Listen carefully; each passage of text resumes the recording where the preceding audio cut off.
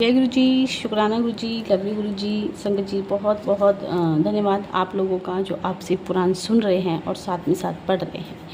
और अगर मैं महत्व की बात करूं तो मैंने आज सुबह भी बोला था, क्योंकि कुछ आंटियों के मैसेजेस आने लगे हैं कि आंटी हम लोगों की लाइफ में ना थोड़ी हलचल मूवमेंट शुरू हो गई जब से हमने शिव पुराण लगातार सावन के महीने में करनी या आपके साथ पढ़नी शुरू करी है।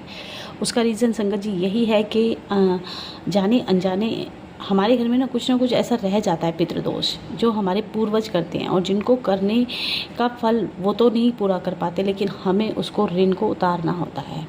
तो क्योंकि जो नेगेटिविटी घर में रह जाती है, जो रह जाता है वो ये कि देखो, भोले बाबा के शरण में तो आपको पता ही है भूत प्रेत सब रहते हैं। तो जब हम शिव पुराण पढ़ते हैं तो वो नेगेटिविटी हलचल करती है और मतलब निकलने के लिए घर से, और वो इस क्योंकि पता है शिव पुराण से निकलने वाली तो वो बाधाएं लाती है। ऐसा मेरे साथ भी हुआ था और आंटियों के संग भी हो रहा है और हो सकता है आपके साथ भी हो। तो अपनी शिव पुराण पूरी करें। मैंने यही पहले भी कहा था कि कथा सुनने का जो कथावाचक होते हैं वो कथा हमें सुनाते हैं, लेकिन जब हम शिव पुराण का एक एक शब्द पढ़ते हैं तो उसका फल वाकई बहुत होता है, क्योंकि हम एक एक अक्षर को महत्व देते हुए एक एक अक्षर पढ़ रहे हैं, ना कि हम एक स्टोरी की तरह कथा सुन रहे हैं। क्योंकि कथावाचक तो स्टोरी की तरह हमें कथा सुना देते हैं, तो शिव पुराण पढ़ने का अलग महत्व है। जय गुरु जी, शुक्राना गुरु जी, संगत जी, शुरू करते हैं। 44वां अध्याय।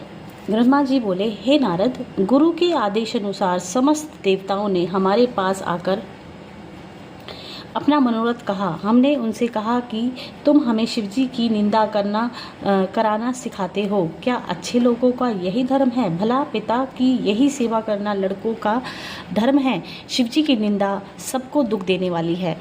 वह विपत्ति की जड़ तथा सब प्रकार के आनंद मंगल को नष्ट करने वाली है। मैं तुम्हारी इस विषय में कोई सहायता नहीं करूँगा।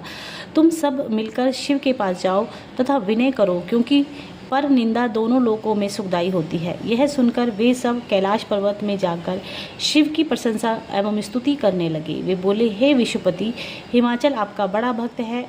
उसने आपको परब्रह्मा जानकर इच्छा की है कि अपनी पुत्री आपको देकर मुक्ति प्राप्त करे। अब आप इस प्रस्ताव को स्वीकार करें। देवताओं की यह विनती सुनकर शिवजी हंस दिए तथा उनको अत्यंत प्रसन्नता कर विदा किया।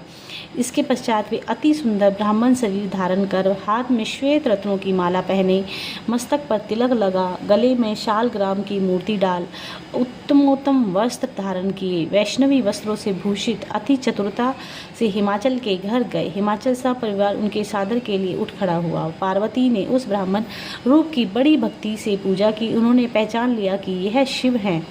ब्राह्मण ने आशीर्वाद देकर कुशल क्षेम पूछा। तब हिमाचल ने उनसे पूछा, हे महात्मा, आप कौन हैं तथा किस कार्य से आए हैं? ब्राह्मण रूपी शिवजी ने उत्तर दिया, मैं ब्राह्मण हूँ और पर्यटन करता रहता हूँ। मैं अपनी गुरु की कृपा से तीनों लोकों को पहचानता हूँ तथा सब बातों को जानता हूँ। मनुष्य तीनों लोकों में कोई न कोई काम करता है, मैं उसे अपने मन में ही जान लेता हूँ। ब्राह्मण ने कहा, हे राजन, तुम्हारी यह प्रबल इच्छा है कि पार्वती का विवाह शिवजी के साथ हो। मैं तुम्हारे भले के लिए कहता हूँ कि तुम ऐसी रूपवती गुणवती कन्या को ऐसे बुरे एवं निर्गुण व्यक्ति को क्यों दे रहे हो, जिसकी सेवा संपूर्ण सृष्टि देवता मुनि दैत्य सिद्ध आदि सब करते हैं। उन सब विष्णु के ही साथ इसका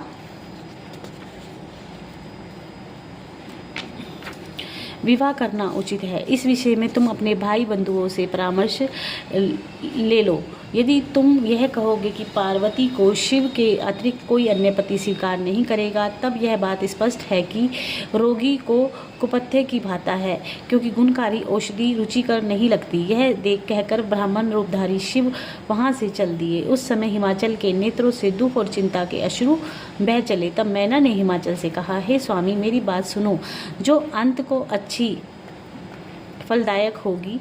आपको यह उचित है कि सब पार्वती को बुलाकर उस ब्राह्मण के कथन के विषय में अवश्य पूछें, क्योंकि उसकी बातें सुनकर मुझको बड़ा संदेह हुआ। जब तक यह बात स्पष्ट नहीं होती कि मुझे बहुत ही भय बना रहेगा। आप भी ब्राह्मण की बातों पर अच्छी प्रकार विचार करें। यदि ऐसा न किया तो मैं या तो घर से त्याग कर वन में चली जाऊंगी या विष खाकर मर जाऊंगी। इतना कहकर अत्यंत कुपित होकर पार्वती को साथ ले को भवन में जा बैठी। हिमाचल मैना का यह चरित्र देखकर अत्यंत दुखी हुए तथा उसके पास जाकर अनेक प्रकार से समझाने लगे। उन्होंने समझाने हुए कहा कि तुम इस प्रकार को भवन में क्यों पड़ी हो। फिर हिमाचल बड़े आश्चर्य में पड़कर सोचने लगे कि शिव ने यह चरित्र कैसे किया। ब्रह्मा जी ने कहा, हे नारद, इस दशा को देखकर हिमाचल के परिवार के लोग तथा नगर के निवासी अत्यंत व्याकुल हुए। देवता की भी आपस में ये कहने लगे कि क्या करते हुए यह क्या हो गया। प्रार्थना की कि हे प्रभु, आपने जो कुछ किया वह सब लोगों के लिए शुभ है। गिरिजा भी आपको उदास होकर शिवजी की स्मरण करने लगी। उस समय गिरिजा की चिंता को देखकर शिवजी ने सप्त ऋषियों का स्मरण किया। शिवजी की आज्ञा पाकर पालन करने के लिए वे शीघ्र ही आ पहुँचे। वे अपने संपूर्ण शरीर पर भस्म लगाए थे तथा हाथों में माला लिए हुए थे। वे अपने मुख से शिव शिव उच्चारण कर रहे थे। उन्होंने आते ही शिव जी को प्रणाम किया। तदुपरांत हाथ जोड़कर प्रणाम करते हुए बोले, हे प्रभु, आप हमें क्या आज्ञा देते हैं। यह सुनकर शिव जी ने उत्तर दिया कि हे ऋषियों, तारक दैत्य के संहार के निमित्त हमने गिरिजा के साथ विवाह करने का निश्चय किया है। अब वह समय निकट है। तुम हिमाचल के निकट जाकर उनसे तथा उनकी स्त्री से हमारे विवाह के लिए कहो।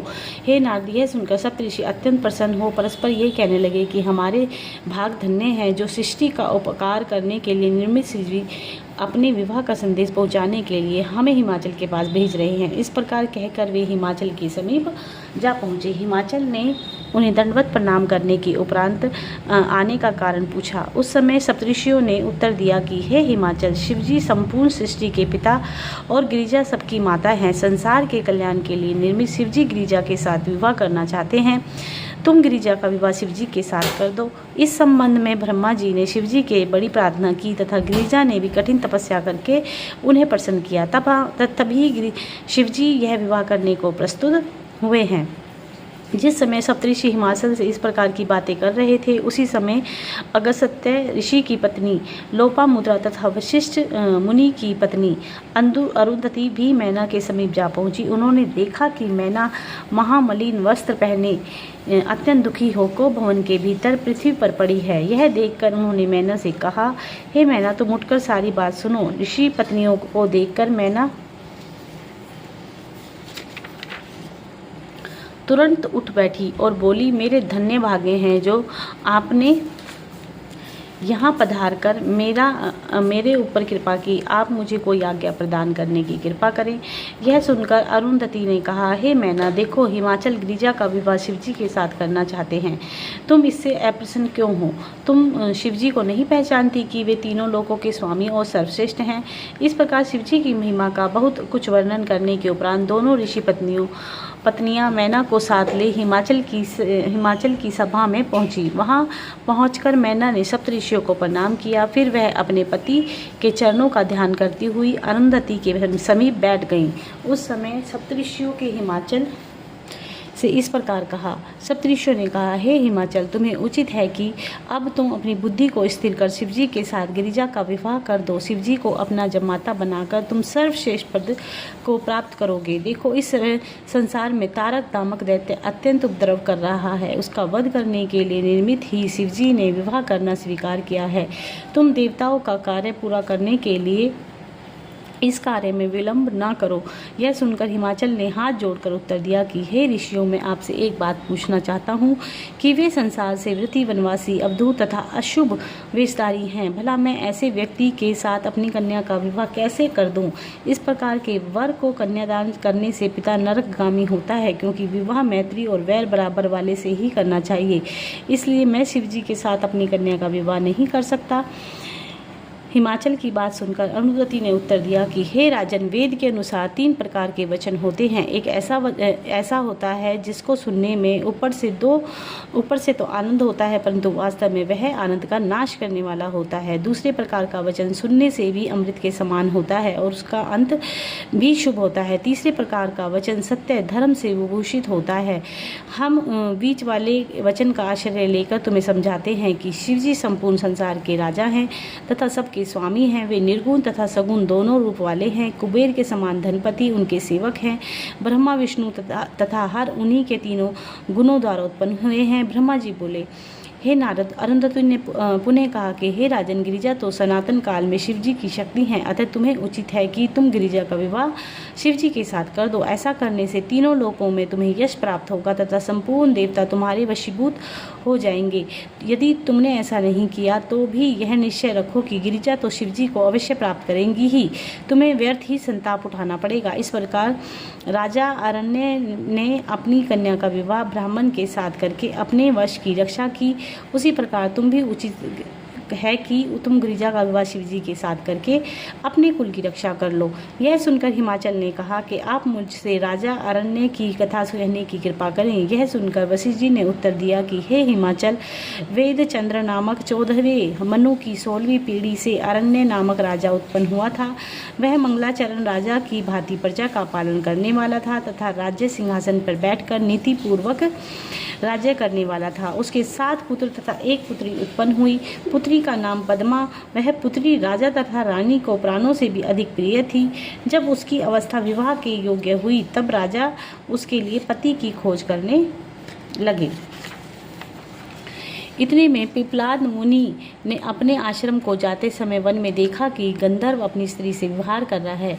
मुनि भी यह देखकर काम के वशीभूत होकर स्त्री से भोग की इच्छा करने लगे। तभी मुनि ने पुष्पवर्धरा नदी के तट पर पदा को देखकर उससे पूछा कि यह किसकी कन्या है। लोगों ने यह कहा कि यह राजा अरण्य की पुत्री है। यह सुनकर मुनि स्नान तथा पूजन कर राजा के पास गए और कामवश होकर उनसे उनकी पुत्री को मांगा, परंतु राजा चुप रहे। उन्होंने कोई उत्तर नहीं दिया। तब मुनि ने क्रोधित होकर कहा कि तू हमको लड़की नहीं देता तथा चुप बैठा है। हमारे पास विद्या है जिससे हम इसी समय तुझे जलाकर भस्म कर देते हैं। मुनि के ऐसे क्रोधपूर्ण वचन सुनकर राजा स्त्री, पुत्र तथा भृत्यों सहित आश्चर्यचकित होकर रोने लगा। उस समय एक बुद्धिमान पंडित ने राजा से कहा कि हे राजन, अब आपकी यही उचित है कि अपनी पुत्री मुनि को दे दो और इस प्रकार मुनि के क्रोध से अपने कुल को जलने से बचाएं। तब राजा ने पंडित की बात मानकर अपने कुल की रक्षा के लिए पुत्री मुनि को दे दी। इसलिए हे हिमाचल, तुमको भी यही करना चाहिए। अब विवाह के शुभ मुहूर्त को केवल 7 दिन शेष रह गए हैं। उस दिन मुक्षिरा नक्षत्र, चंद्रवार, उत्तम योग, करण तथा केंद्र के शुभ ग्रह हैं। उसी समय लग्न का स्वामी अपने स्थान पर आएगा। यही अति उत्तम मुहूर्त होगा। उस दिन तुम गिरिजा का विवाह शिव के साथ कर दो। इस प्रकार समझाते हुए सप्तऋषि 3 दिन तक वहाँ ठहरे। तब हिमाचल ने उनकी बात मानकर चौथे दिन लगन दिखाया। उसे लेकर सप्तऋषि शिव के पास गए। ब्रह्मा जी ने कहा, हे नारद, सप्तऋषियों ने शिवजी के पास जाकर संपूर्ण वृत्तांत कह सुनाया। शिवजी बोले, हे ऋषियों, तुमने यह काम अच्छा किया। तुम भी अपने शिष्यों सहित हमारे विवाह में अवश्य उपस्थित होना। यह सुनकर सप्तऋषि प्रसन्न होकर वहाँ से विदा हुए। हे नारद, उसके पश्चात शिवजी ने तुमको स्मरण किया। तुम वहाँ पर तुरंत प्रसन्नतापूर्वक पहुँचे। तुमने शिवजी का हाथ जोड़कर स्तुति एवं विनती की और कहा कि मेरा यह सौभाग्य है जो आपने मुझे स्मरण किया। अब आप मुझ सेवक को आज्ञा दीजिए। उस समय शिवजी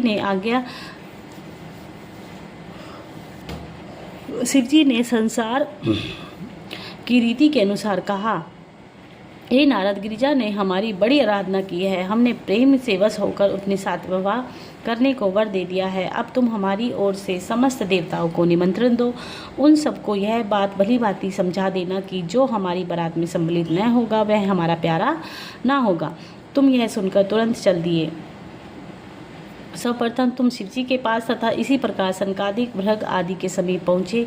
तुमने सबको शिवजी का संदेश कह सुनाया और सबने अत्यंत प्रसन्नता के साथ उसे स्वीकार किया। हे नारद, इस प्रकार तीनों लोकों में कोई ऐसा स्थान शेष नहीं रहा जहाँ तुमने शिव की ओर से जाकर निमंत्रण न पहुँचाया हो। सबको निमंत्रण देने के पश्चात तुम शिवजी के पास लौट आए और उनकी स्तुति करते हुए बोले, हे महाराज, आपके निमंत्रण को ब्रह्मा, विष्णु एवं संपूर्ण सृष्टि ने बड़ी प्रसन्नता के साथ स्वीकार किया। इसके पश्चात तुम शिव की आज्ञा से वहीं रह गए। नियत समय पर ब्रह्मा, विष्णु, सनकादिक, लोकपाल, इंद्र आदि गणपति, अग्नि, धर्मराज, वरुण, कुबेर, पवन, ईशान, दिक्पाल, सूर्य, चंद्रमा, हिंगला, ज्वालामुखी आदि देवी देवता तथा मुनि कैलाश में अपने समस्त सामग्री परिवार, स्त्रीगण, सेना तथा सभासदों को लेकर आए और अपने पद के अनुकूल बैठे। विष्णु तथा शुभ लगन पर शिवजी के पास आए तथा प्रणाम के पश्चात उनसे बोले, हे प्रभु, अब तो चलने का समय आ गया है। ताशु क्या कर रही है? ब्रह्मा जी बोले, हे नारद, शिवजी ने उसी समय बारात की तैयारी की, आज्ञा दी। उनके आदेश अनुसार सब अपने वस्त्राभूषणों से भूषित होकर कहने लगे। चारों ओर ध्वजा, पताका, च्वर आदि शुभ सामग्री स्थापित हुई। देवताओं की पत्नियां मंगल गान करने लगी। रत्न एवं मोतियों से चौक पुराए गए। उस समय की शिवजी की सुंदरता का हम वर्णन नहीं कर सकते। विष्णु में तथा इंद्र आदि देवता अपने अपने प्रसिद्ध वस्त्रों से भूषित हुए। समारोह के रिसाले, गज समूह तथा घोड़ों के दल बल देखने योग्य एवं प्रशंसा के योग्य थे। शुभ मुहूर्त में शिवजी महाराज बारात सहित चले। नंदी, वीरभद्र, भैरव आदि भी अपने गणों सहित उनके साथ हुए। शिवजी की बारात में असंख्य सेना चली। शिवजी ने सर्वप्रथम सांसारिक नियम के अनुसार ब्राह्मण के चरणों का ध्यान धर डमरू बजाया। इसके पश्चात वे बारात के साथ चले। ब्रह्मा जी ने कहा, हे नारद, हिमाचल ने भी इसी विवाह के लिए अपने भाई बंधु तथा समस्त नदी एवं नंद एवं समुद्रों को स्त्रियों सहित निमंत्रित किया और अपने नगर को भली भांति सजाया। उनके मंदिरों को रत्न आदि से पूर्ण कर भूषित किया गया अथवा मंडवा छाकर, बंदवार तथा मोतियों की झालरें लटका दी। समस्त निमंत्रित भाई बंधु उनके घर एकत्र हुए। इस प्रकार वहाँ एक आश्चर्यजनक सामग्री एकत्र हुई। हिमाचल ने अपने दान से सब याचकों को संतुष्ट किया। प्रत्येक ने अपने को सुसज्जित किया तथा अनेक प्रकार के साज सजने लगे। स्त्रियों के समूह ने एकत्र होकर गिरिजा को स्नान कराया। जो जो कुल देवता आदि की पूजा नियत है वह सब गिरिजा से कराई गई। तुमको शिवजी की ओर से देवता ने पहले हिमाचल के पास भेजा, जहां तुम्हारा बहुत ही आदर सत्कार हुआ। अब रीति रिवाजों को पूरी हो जाने के पश्चात हिमाचल ने पहले अपने पुत्रों की बारात की आवागमन के लिए भेजा तथा स्वयं भी बारात आने की प्रतीक्षा करने लगा। जब बारात निकट पहुंची तो हिमाचल स्वयं अपने समस्त भाई बंधुओं सहित आगवानी के लिए चले। वे बारात की शोभा, असंख्य सेना तथा विचित्र सामग्री देखकर साथियों सहित आश्चर्यचकित रहे। उन्होंने हम सबको झुककर प्रणाम किया तथा बहुत कुछ स्तुति की। तदुपरांत रहने के लिए एक बहुत अच्छा स्थान दिया। ब्रह्मा जी बोले, हे नारद, बारात की शोभा का वर्णन किसी भी प्रकार नहीं किया जा सकता। जब बारात बड़ी सज धज के अपने वाहनों पर चढ़कर हिमाचल के घर की ओर चली, बारात को द्वार पर आता हुआ देखकर मैना की इच्छा हुई कि सर्वप्रथम अपने दामाद को देख लूं। इसके पश्चात द्वारचार की रीति पूरी की जाएगी। इस प्रकार कर मैना ने तुमको बुलाया तथा अपनी मनोकांक्षा प्रकट की। वह बोली कि तुम जिसके पर ब्रह्मा तथा सर्वश्रेष्ठ कहते हो उसे देखकर ही सब काम किए जाएंगे। ब्रह्मा जी बोले, हे नारद, जब मैना राज्य के अहंकार से यह अनुचित विचार करके मन में लाई तब उसने शिवजी के स्वरूप की परीक्षा करनी चाहिए। तब शिवजी ने जान कर अप्रसन्न हो मैं ऐसा चरित्र करता हूँ जिससे यह मूर्ख ऐसी बातों को भूल जाए। ऐसा सोचकर शिवजी ने अपना विचार विष्णु को बुलाकर प्रकट किया और कहा कि हे विष्णु, तुम और ब्रह्मा हमारे बड़े शुभचिंतक हो। हम तुमको आदेश देते हैं कि तुम सब पहले अलग अलग अपनी सेना सहित हिमाचल के द्वार पर चले जाओ। अब सब के पश्चात वहां आएंगे। विष्णु जी ने यह सुनकर सबको शिवजी का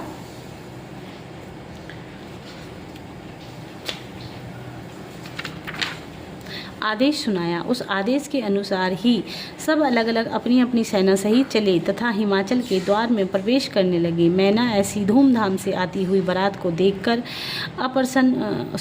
प्रसन्न हो कहने लगी, वाह वाह, कैसी सुंदर बारात है।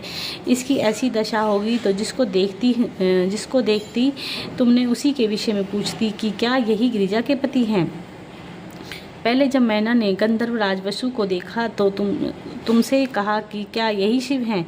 तब तुमने उत्तर दिया, नहीं, यह तो शिव की सभा के गाने वाले हैं। यह सुनकर मैना बोली कि जिसकी सभा के गाने में नाचने वाले ऐसे हैं तब वह मुझको कब दिखाई पड़ेंगे। फिर मैना ने यक्षों के स्वामी मणिग्रीव को देखा और पूछा कि क्या यही शिव हैं? तुमने उत्तर दिया, नहीं यह नारद। इसी प्रकार मैना ने धर्मराज, सर्प, वरुण, पवन, कुबेर, ईशान, आठों दिक्पाल, रुद्र, इंद्र, चंद्र, गृहपति, शुक्र, प्रजापति, सप्तऋषि, ब्रह्मा तथा विष्णु जो एक के पीछे एक आते थे और देखकर प्रसन्न हो तुमसे पूछा गया कि यही शिव हैं, परंतु तुम बराबर यही उत्तर देते रहे कि नहीं, यह शिव नहीं है, यह तो शिव भक्त हैं। यह सुनकर मैना अत्यंत प्रसन्न हुई तथा अपने को धन्य समझने लगी। वह समझी कि हमारा कुल कृतार्थ हो गया। इस प्रकार मैना का सब दुख दूर हो गए।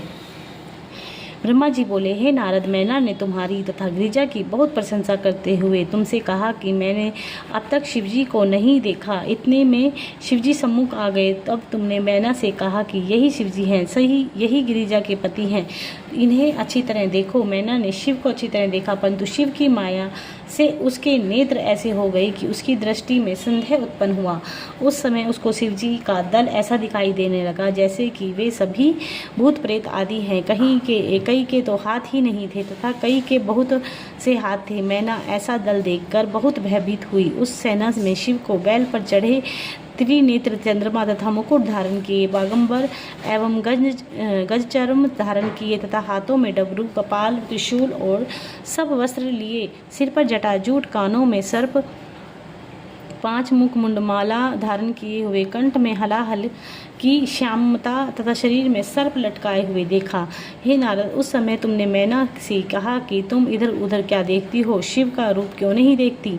जब मैना ने शिव का ऐसा रूप देखा तो वैसी सेना देखी तो वह भयभीत होकर अत्यंत दुखी और मूर्छित होकर धरती पर गिर पड़ी। अब सबको अत्यंत खेद हुआ। सब लोग औषधि आदि का उपचार कर मैना को चेत में लाए। फिर मैना बोली, हे नारद, तुम्हें धिक्कार है, तूने मेरी कन्या का जीवन नष्ट कर दिया है। यह अवधूत मेरी लड़की के साथ विवाह करने के लिए भूत प्रेतों की सेना लेकर आया है। मेरा तथा हिमाचल का जन्म वृथा हो गया।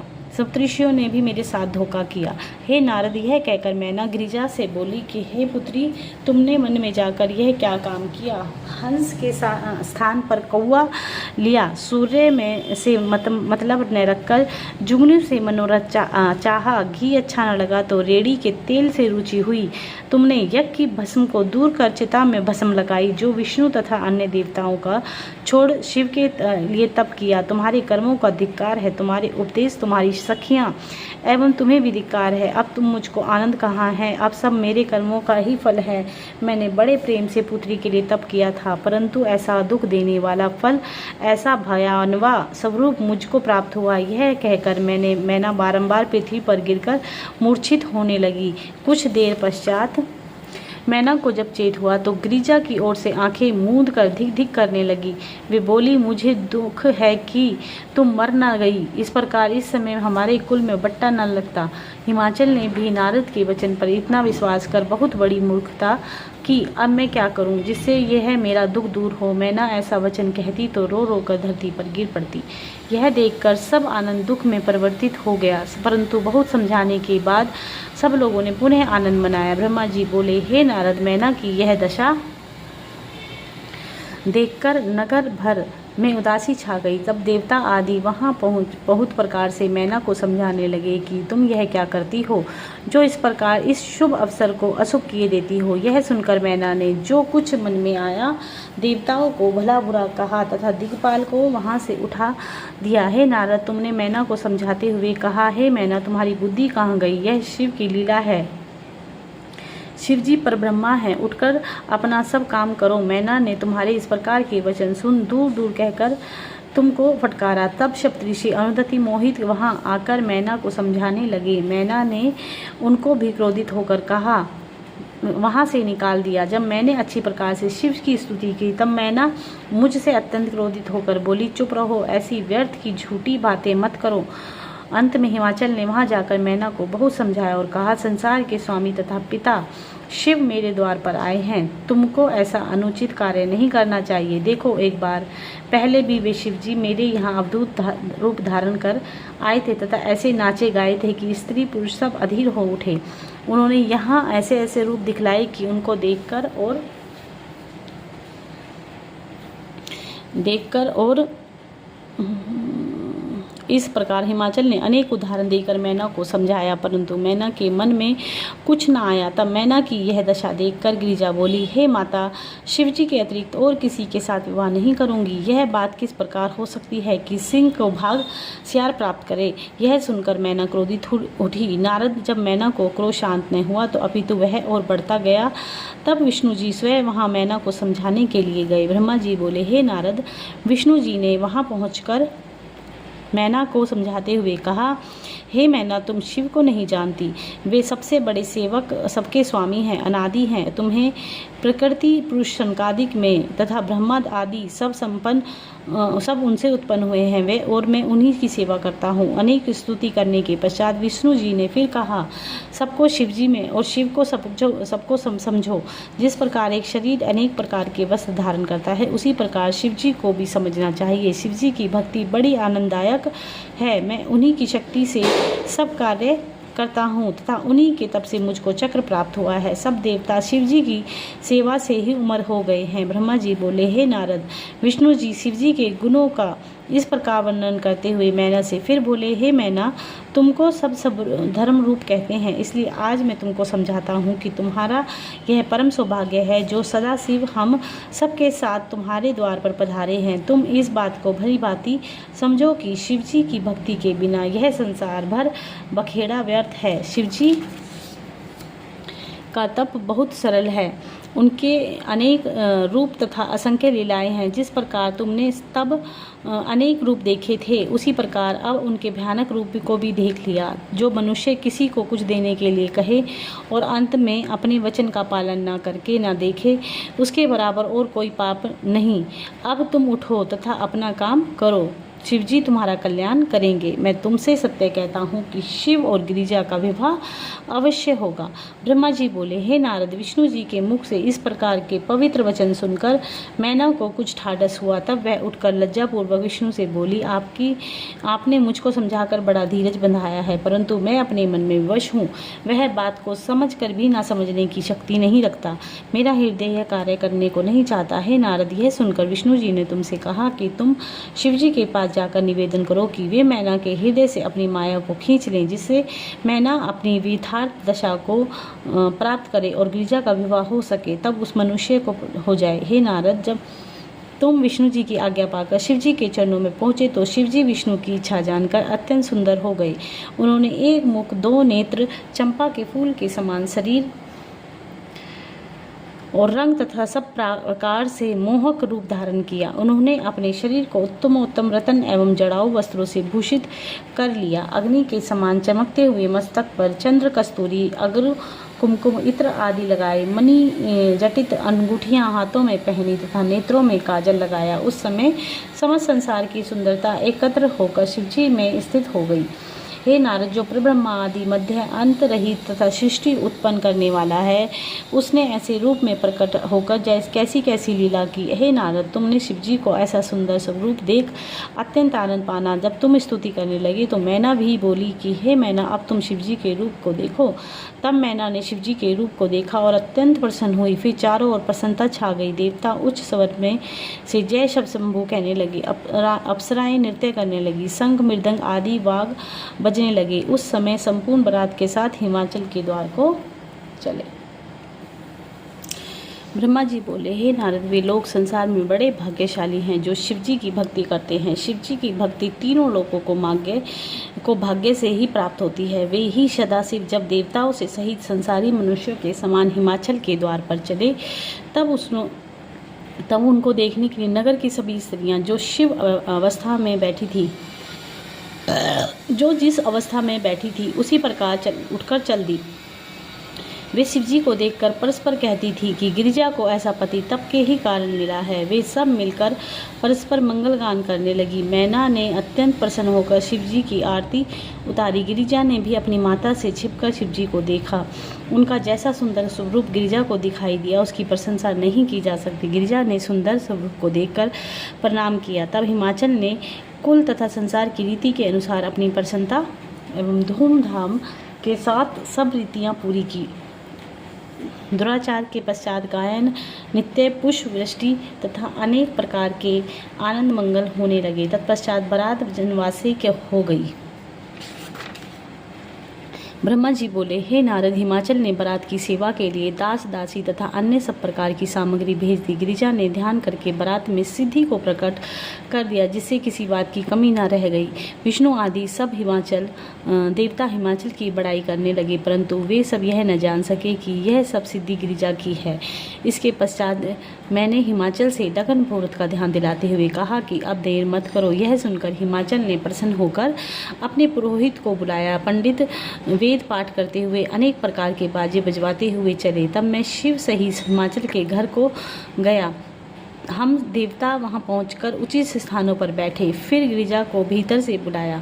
सबने गिरिजा को आते हुए देखकर प्रणाम किया। गिरिजा को उत्तम स्थान पर बैठाने के उपरांत विवाह की यह सब रीतियां होने लगी। दोनों ओर से बहुत सा दान दिया गया और जो प्रत्येक को इच्छा अनुसार ही मिला। उस समय चारों ओर बड़ा आनंद हुआ। स्त्रियां मंगल गान कर रही थी। हे नारद, इसके पश्चात बारात वहां से चलकर जनवासे में आई। जब हर प्रकार के भोजन परोसे गए, हिमाचल ने अपने घर में ही वे 56 प्रकार के भोजन बनवाए। हिमवान ने बारात को आने का आदेश भेजा। थोड़ी ही देर में सब बारात आ पहुंची। हिमाचल ने सबके पांव धोए। जिस समय उन्होंने शिव के चरण धोए, उस समय वे प्रसन्नता से विह्वल हो गए। उन्होंने यही सोचा कि ये वही चरण हैं जिनका विष्णु एवं ब्रह्मा ध्यान करते हैं।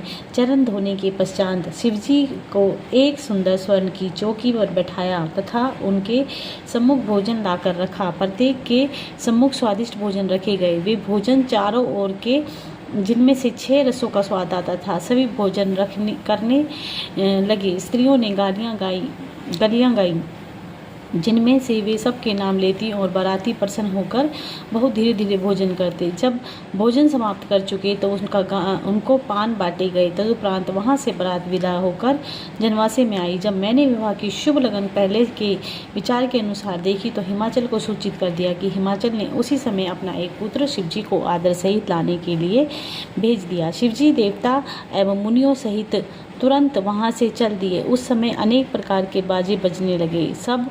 उस समय चारों ओर जो आनंद छा गया, उसका वर्णन किसी प्रकार भी नहीं किया जा सकता। ब्रह्मा जी बोले, हे नारद, उस समय शिवजी का विवाह अपने नेत्रों से देखने के लिए सभी उत्सुक एवं प्रसन्न थे। मैना ने सर्वप्रथम शिवजी की आरती उतारी। इसके पश्चात शिवजी अंदर गए। देवता एवं मुनि आदि भी अंदर जाकर बैठ गए। वे सब शिवजी के चंद्रमा के समान मुख को चकोर की भांति देखने लगे। उस समय मंडप के चारों ओर की धरती 4 प्रकार से पवित्र हो गई। उसके नीचे सिंहासन पर शिवजी विराजमान थे।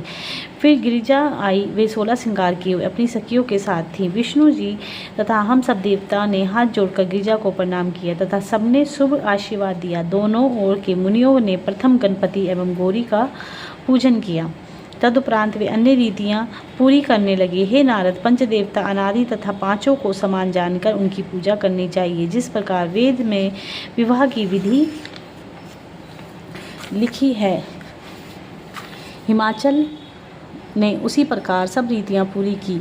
मैना ने बहुत महीन तथा उत्तम वस्त्र शिवजी को दिए। उसी प्रकार के 2 वस्त्र गिरिजा को भी दिए। गिरिजा हिमाचल को दाहिनी ओर आकर बैठी और शिवजी गिरिजा के सम्मुख बैठे।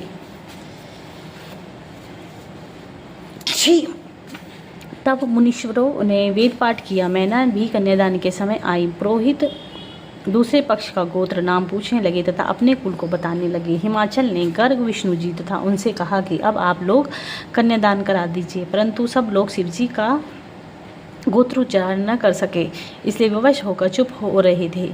तब हिमाचल ने शिवजी से कहा कि आप अपना गोत्र एवं कुल स्वयं वर्णन कीजिए, क्योंकि बिना इसके कन्यादान नहीं हो सकता। शिवजी ने लीला करके अपने मुख से कुछ न कहा। वे चुप हो गए। यह देखकर सब लोग आश्चर्य करने लगे। उस समय सबको बहुत दुख हुआ। सबकी आस टूटी। हिमाचल का यह वचन एक हट किसी को भी न भला लगा।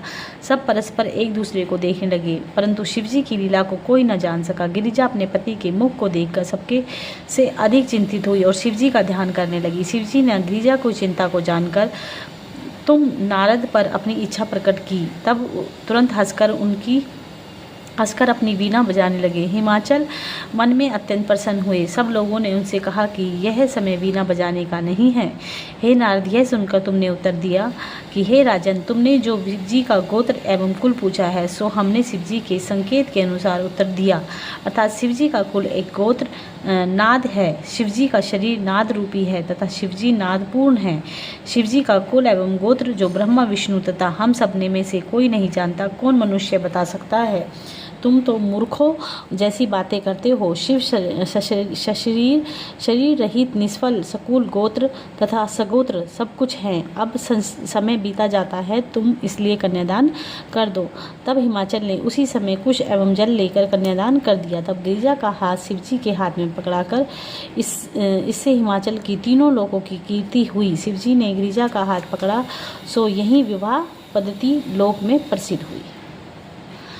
ब्रह्मा जी बोले, हे नारद, उस समय अब सब आनंदित हुए। दास दासी और को भरपूर प्रतिरोतिशिक दिया गया। तदुपरांत पुरोहित गिरिजा को शिव के वाम भाग में बैठाकर हवन करने लगे। उत्तम रीति से भावरें पड़ने लगी, जिनको देखकर सबको आनंद प्राप्त हुआ। तब शिवजी ने ऐसा चरित किया कि भावरें पड़ते समय गिरिजा का एक अंगूठा कपड़े से हट जाने से मुझे दिखाई दे गया। मैंने भावी के वश होकर उसको काम की दृष्टि से देखा। यद्यपि मैंने अपने को बहुत संभाला, परंतु मेरा वीर्य धरती पर गिर पड़ा। उससे असंख्य बटुक एवं जटाधारी तेजस्वी उत्पन्न हुए। वे सब मेरी स्तुति करके खड़े हो गए। शिवजी ने उनको देखकर अत्यंत क्रोधित हो त्रिशूल उठा लिया। जब सबने मिलकर शिवजी की विनती की, तब शिवजी प्रसन्न होकर बोले, हे ब्रह्मा, हम अप्रसन्न नहीं हैं, तुम सुखपूर्वक अपना कार्य करो। तब मैंने उन सब बटुकों को सूर्य को सौंपकर कहा कि तुम सब इनकी सेवा में रहो। वे सब सूर्य की सेवा में ब्रह्मचारी रहकर वेद के महान ज्ञाता हुए। हे नारद, इसके पश्चात मैंने विवाह का जो कार्य शेष रह गया था वह सब भलीभांति पूर्ण कर दिया। फिर हिमाचल ने हम सबको जो कुछ उचित था दिया। शिवजी ने उन्होंने रत्न आदि हर प्रकार का धन द्रव्य दहेज के रूप में दिया। हिमाचल की उदारता से सब कोई बिच्छू खाली हाथ न रहा। फिर भी हम सबको अपने अपने निवास स्थान पर लौट आए, परंतु स्त्रियां शिवजी को घर के भीतर ले जाकर सब रीतियां पूरी करने लगी। उन स्त्रियों ने शिवजी के साथ अनेक प्रकार के हास्य किए। ब्रह्मा जी बोले, हे नारद, सब रीतियां पूरी हो जाने के पश्चात स्त्रियों ने शिव और गिरिजा का अंतपुर में ले जाकर उत्तम शैया पर बिठाया। गिरिजा और शिव के उस समय के स्वरूप को, जो वस्त्राभूषण से सज्जित था, किसी प्रकार का भी वर्णन नहीं किया जा सकता। उस समय सब देव पत्नियां शिवजी के पास गईं, जिसने सावित्री, जाह्नवी, लक्ष्मी, सरस्वती, अहिल्या, तुलसी, शतरूपा, सज्ञावर्ता, अदिति तथा 16 संसार की माताएं जो अपनी कृपा द्वारा संसार के दुखों को नष्ट कर देती हैं थीं। सर्वप्रथम सरस्वती बोली, हे देवाधिदेव, तुमने प्राणों के समान पत्नी पाई है। अब अपनी प्यारी के मुख को तो देखो। लक्ष्मी ने कहा, हे देवताओं के देवता, सब समस्त लज्जा त्याग कर अपनी प्यारी को हृदय से लगा लो। फिर सावित्री बोली, हे देव, तुम स्वयं भोजन करके अपनी प्यारी को भोजन कराओ और तुम उन्हें पान खिलाओ। तुलसी बोली, हे शिव, तुमने तो स्त्री को छोड़कर कामदेव को भस्म कर दिया था, संसार से त्यागी एवं काम रहित बन गए थे, फिर अब अनुरति को तुमने क्यों सिखाकर भेजा? स्वाहा से कहा कि हे गिरजापति, स्त्री के वचन सुनकर लज्जित मत होना। यदि वह कोई ठिठाई से लाड़ प्यार की बातें कहे तो उसका बुरा मत मानना, क्योंकि संसार की यही रीति है। इसके पश्चात सखा ने उनसे कहा कि अब गिरिजा को शिव के साथ वहाँ भेज दो, जहाँ सुंदर मंदिर पुष्पों से सज्जित तथा रतन दीप जलते हों। ब्रह्मा जी बोले, हे नारद, स्त्रियों को ऐसी हास्यपूर्ण बातें सुनकर शिवजी अत्यंत लज्जित हुए तथा बोले, हम तुम सबके साथ जोड़ते हैं तथा विनय करते हैं कि हमारे समक्ष ऐसी बातें मत कहो। सब स्त्रियां शिवजी के यह वचन सुनकर लज्जित हो गई तथा चित्रलिखित सी चुप होकर रह गई।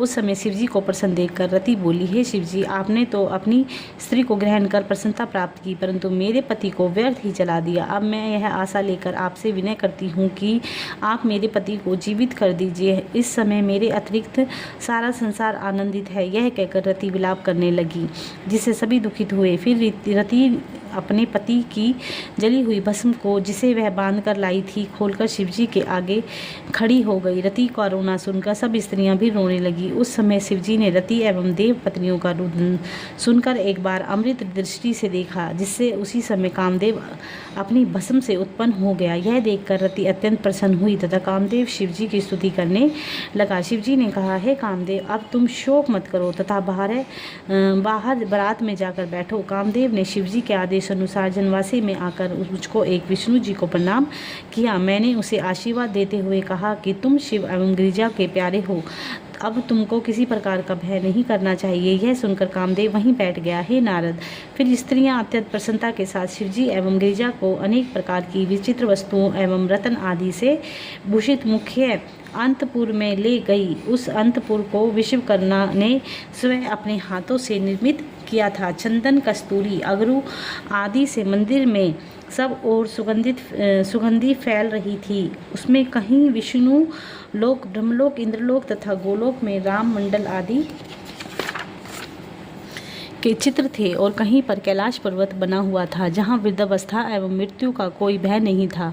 शिवजी ने उन सुंदर चित्रों को देखकर अत्यंत प्रसन्न हुए। जब प्रभात हुआ तो चारों ओर से अनेक प्रकार के बाजे बजने लगे तथा मुनि देवता आदि जयकार का शब्द करने लगे। तब विष्णु जी ने धर्मराज से कहा कि तुम शिवजी के पास जाकर उन्हें किसी उपाय से निद्रा से जगा कर उठाओ।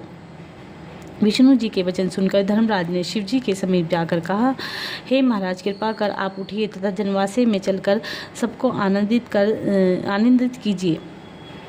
धर्मराज की यह बात सुनकर शिवजी हंसे और बोले, हे धर्मराज, तुम चलो, मैं अभी आता हूँ। शिवजी बड़ों की आज्ञा पाकर मन में हंसते हुए जनवासे को चल दिए। ब्रह्मा जी बोले, हे नारद, अंतपुर से उठकर जब शिवजी जनवासे में आए तब हमने उनसे देवताओं आदि को बुला लिया। विष्णु जी तथा मैंने तुम्हें तथा सप्तऋषियों को संबोधित करते हुए इस प्रकार उच्च स्वर में कहा कि हे नारद एवं हे सप्तऋषियों, तुमने बड़ी कृपा की है। केवल तुम्हारी कृपा के फलस्वरूप ही यह विवाह संपन्न हुआ है। फिर विष्णु जी तथा मैंने बहुत सी दान देकर हिमाचल से विदा मांगी। हिमाचल बहुत से लोगों के साथ आकर विनय करते हुए बोले, हे देवताओं, आप मुझे छोड़कर ना जाएं। यद्यपि मैं आप लोगों की भली भांति प्रकार से सेवा न कर सका, सेवा तो क्या आपके चरण भी नहीं धो सका, मैं अत्यंत लज्जित हूँ। यहाँ तक कि पुष्प भी आप लोगों के भेंट न कर सका। आशा है कि आप लोगों उसका विचार न करके पुनः मेरे ग्रह को पवित्र करेंगे। हे नारद, यह सुनकर मैंने विष्णु जी ने तथा समस्त देवताओं ने हिमाचल से कहा, हे पर्वतराज, तुम तो धन्य हो, हमने ऐसा आनंद कहीं प्राप्त नहीं किया। इस प्रकार का मनोहारी स्थान तथा भोजन कहीं प्राप्त नहीं हुआ। रिद्धि सिद्धि तुम्हारी चेली हैं, संसार में तुम्हारे समान और कोई नहीं है। इस प्रकार दोनों ओर से नम्रता के वचन कहे गए। इसके उपरांत हिमाचल बारात को अपने घर भोजन कराने के लिए ले गए। वहां पहुंचकर वे बारात को भोजन कराने लगे और स्त्रियां शिवजी को सुनाकर गाली गाने लगीं, जिसका आशय यह था कि यद्यपि तुम अपनी संपूर्ण सामग्री अशुभ रखते हो, परंतु अपने भक्तों को सब कुछ प्रदान करते हो। यह सुनकर शिवजी ने वरदान दिया कि जो वृत्तांत को पढ़ेगा वह सदैव प्रसन्न बना रहेगा।